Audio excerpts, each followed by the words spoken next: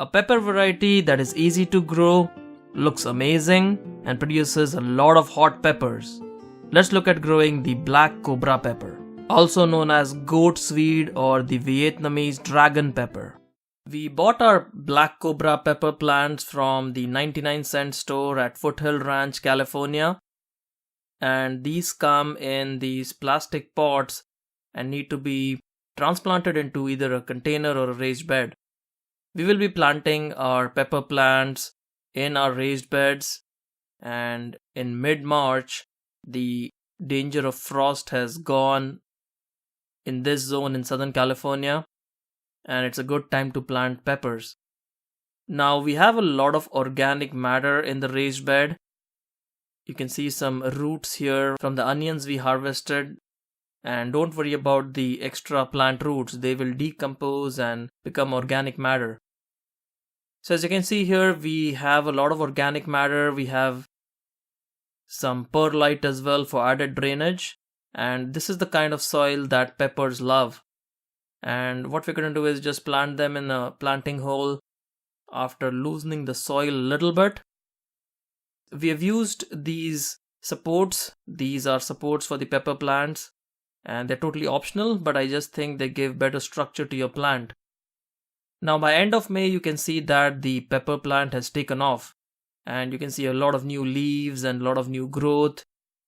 And this is exactly why you need to plant your pepper plants in advance, like the earliest you can, because it has a very long growing season. Now you can see here that the soil is a little dry at the base, and this is how you should water your pepper plants. They do not need to be watered every day, at least in the spring season.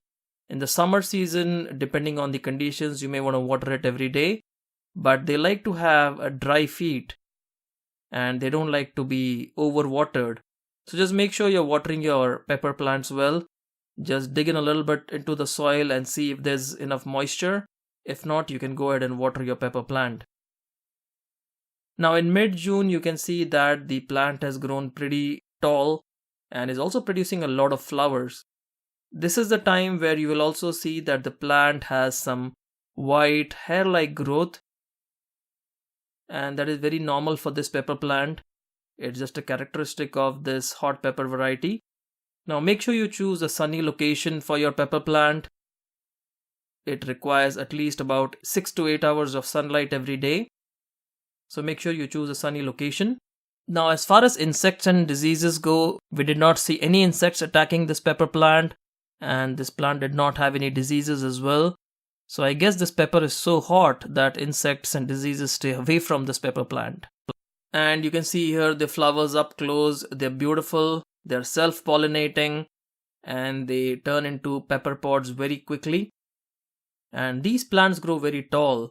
You can see that by end of June, these plants are quite tall and the peppers have started forming. Now these peppers form facing vertically up, as you can see here, and they form these peppers that are so beautiful to look at. And this is a very unique pepper variety. The pepper starts out as green, it then becomes dark green to black, and then finally it turns red. So very interesting pepper variety. For those of you who are wondering how hot this pepper is, this pepper is really hot. It is 20,000 to 40,000 Scoville heat units, which means that they're about 5 times to 15 times hotter than jalapenos. This pepper is also known by a lot of different names, like the goat's weed pepper, or the Vietnamese black dragon pepper, and of course the black cobra pepper.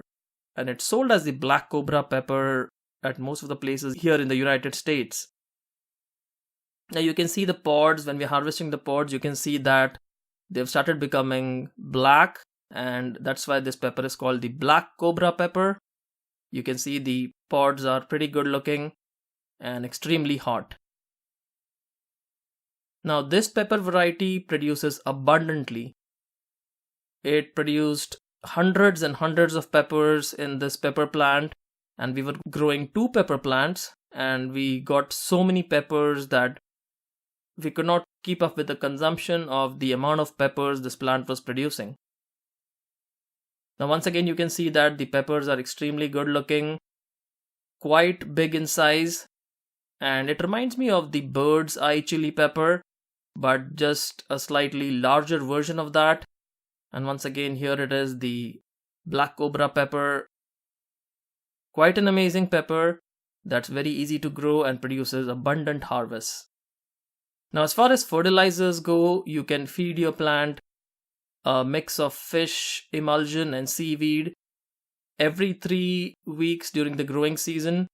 If you prefer to use salt-based fertilizers, you can drench your plant with a water-soluble tomato or vegetable fertilizer every 3 weeks or so during the growing season, and they will produce great peppers. Now some soils, especially in Southern California, are very deficient in magnesium. So bathing your plant with an Epsom salt solution once in a month or once in 2 months adds a lot of magnesium and sulfur to the soil and results in much higher pepper yields. Now once the pepper starts turning red, as you can see here, it goes from a green to a black to a red. They've reached the end of their life and you need to start harvesting your peppers now, because some of these peppers might get dry very quickly. So as you can see here, this one dried very quickly, and because of that, what happened was we started noticing and we started harvesting the peppers a lot earlier than they turned into this stage.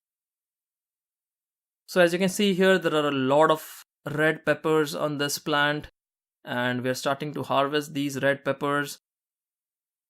Now, what I did notice was that this pepper was hottest when it was black in color, and then it turned slightly mild when it was red, but it wasn't a big difference. These peppers are still very hot peppers. So no matter what stage you harvest this pepper at, you're going to get very hot peppers. So here you can see the plump red peppers that we are harvesting, and at this stage you can harvest these peppers and use them, or you can dry them in the sun and prepare chili powder out of it.